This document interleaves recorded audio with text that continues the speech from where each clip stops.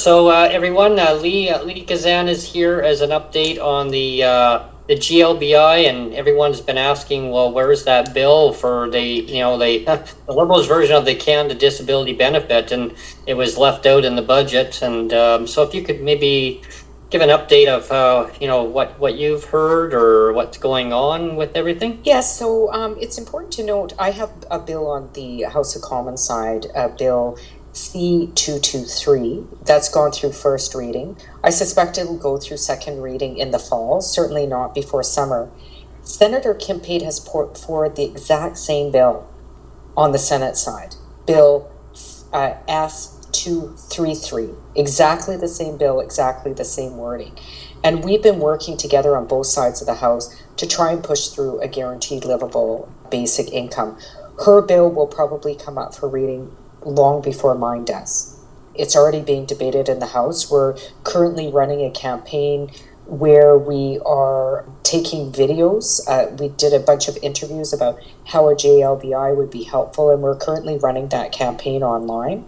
I do think it requires critical mass, though. I think that, we've seen the budget come out. We saw that the disability benefit is not really a benefit. I think, once again, the disability community was let down, was promised the world and let down once again. And I think we saw that in the budget. And I do think that we need to collectively push together to try and get that bill through. Absolutely, absolutely. And I had a guest on my show, a former minister for social development, poverty reduction, and he was talking about the same thing. Like, he was very concerned that the CDB would basically leave a lot of people out, and it wouldn't really resolve of what it's supposed to do. Yes, and we know during the pandemic, we know people who were behind before the pandemic were further behind. And we also know that rates of poverty within the disability community are astronomical, which is exacerbated further with when you start looking at intersectionalities.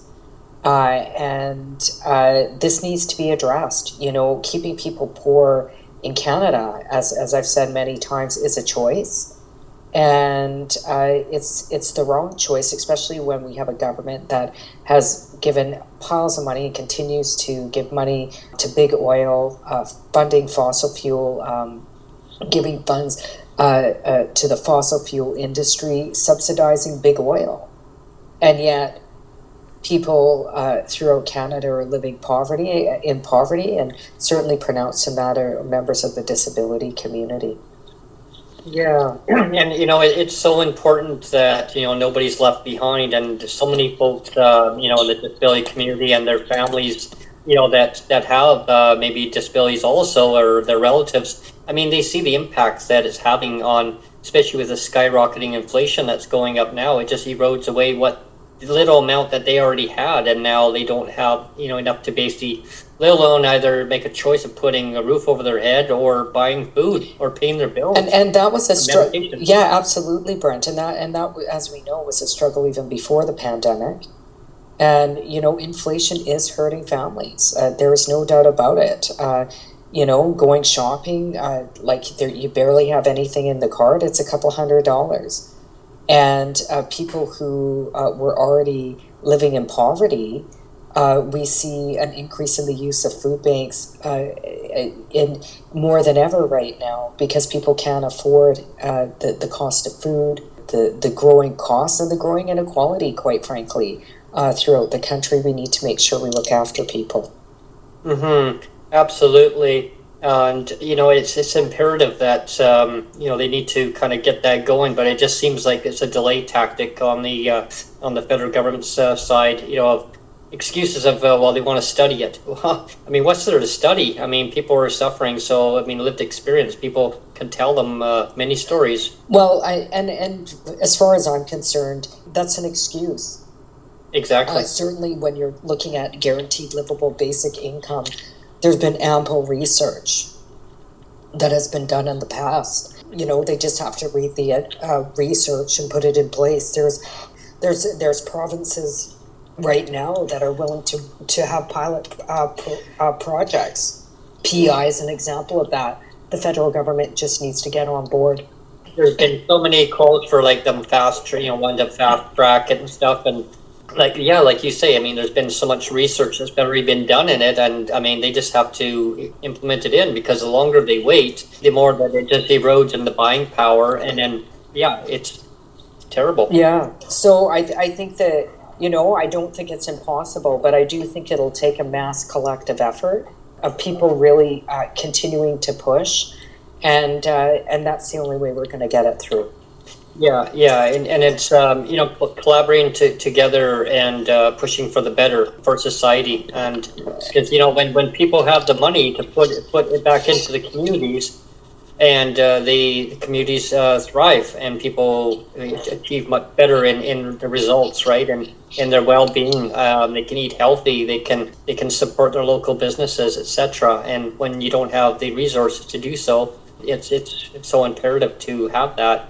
I mean, and that's the part that I looked at too, Lee, is when I was looking at what Miss Contreau was posting about the CDB. It's all about the employment, Right. this, employment that. Well, how is that going to help anybody? Where if they already have a severe disability, like say they can't work. Well, That's there's right. there's no mention about helping them. Only the ones who can. Yeah, and I think we need to change the rhetoric around that.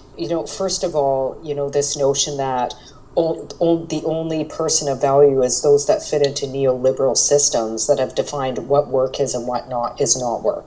I think that's one of the key points here. The other point is, as you say it, Brent, not everybody can work for different reasons. Whether it's visible disabilities, invisible disabilities, including mental health. Not everybody is able to work, and what kind of society do we want to build? Do we want to build a society where we continue to push the value, pick yourself up from your bootstraps? I think we need to move away from that. I think it's unfortunate that the Liberal government once again has turned a blind eye. Certainly sung a few good phrases, but has left a whole bunch of people behind. Yeah, absolutely. And that is the thing. It's like saying, well, if you can work, good, we're going to help you. If you can't work, well, I'm sorry for your bad luck. If we're going to leave you behind, and that your value as a human being is dependent on working. Yeah, like you should just be valuable as a human being because you're a human being. Exactly. Right. So I agree with you, Brent. Yeah. So I'm going to now reach out and take questions to you, Lee. I see you got a hand up there from Joseph. Joseph, if you could just make her quick, and then we're going to move on to a whole bunch of other people that will have questions for Lee. Yeah, I'll be quick. Okay. Hi, Lee. Thank you very much for coming on the show again. Oh, of course. My question is, in light of the recent events with the new inflation coming out today in regards to the 6.7%, as well as also with everything, right? Your bill asking for 17-year-olds, the increase in the poverty, increase in incomes. How far along are we from asking the PBO for a new report again? Well, because it's been over a year. It was April 7th last year was their last report. Yeah, so I have to be honest, I'm not sure when the next PBO report is coming out. I know that it has to be requested from the MPs. Yeah. Do you have any plans of requesting a new report? Well, I think our party is certainly going to hold the Liberal government's feet to the fire. I certainly am not opposed to it. I have deep concerns. I mean, you have to remember, and I've shared this before, I represent the third poorest riding in the country. That is a very rich community, but we have a lot of poverty. And like this budget certainly, will force a lot of people to fall through the cracks. And so with the PBO report, I certainly, I'm not sure when it's coming out. Would you need the 25 signatures to request a new report? No. But generally, I'm sure the party will look into it. The PBO is independent from parties. In fact, it's a third party, and so I can't answer that question at this time. Thank you very much, Patricia. Hi, Ms. Gazan. It's very nice to have you back with us. Yes, thank you. When Budget 2022 came out, I read it as soon as I could put my hands on it. And I thought of you immediately because the one thing I noticed as soon as I saw it was that there was absolutely no space made in it for basic income. And, I looked through it and I thought to myself, oh, great, they're going to build houses. And that's just what we need. And to build more houses, what we don't really see a lot of in there is, there seems to be a lot of performative action for foreign investment. You know what I mean? Like there's a lot of talk, so to speak, but there isn't a lot of motion. And what I'm really wanting to ask you is, what are your thoughts on Budget 2022? I'm wanting more of an abstract overview of what your thoughts are on Budget 2022. Yeah, so I mean, certainly I wasn't surprised. I think there's a couple of important things to recognize, like pushing through something like a basic income takes time. It's not going to happen overnight. I certainly don't think that it's hopeless, even though it wasn't in the budget. If I thought it was hopeless, I would just move on to something else, but I haven't.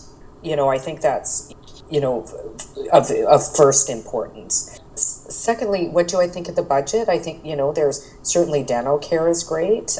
I was happy to see that dental care was a part of the budget, but let's get real. I mean, there's a whole lot of gaps in the budget, certainly for disabled persons, nothing really in there. I think Brent highlighted the fact that all the funding is dependent on work.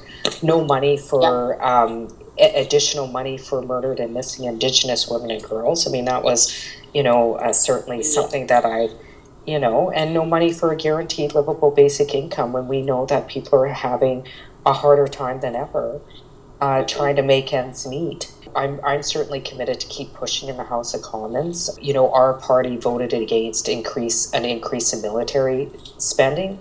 That could have gone into funding some of the programs that we're talking about. So, we're going to keep pushing, and hopefully it will result in help for people. One of the things I noticed when I was reading it was how very finely worded the budget was about not recognizing the language of the emergency benefits over the pandemic.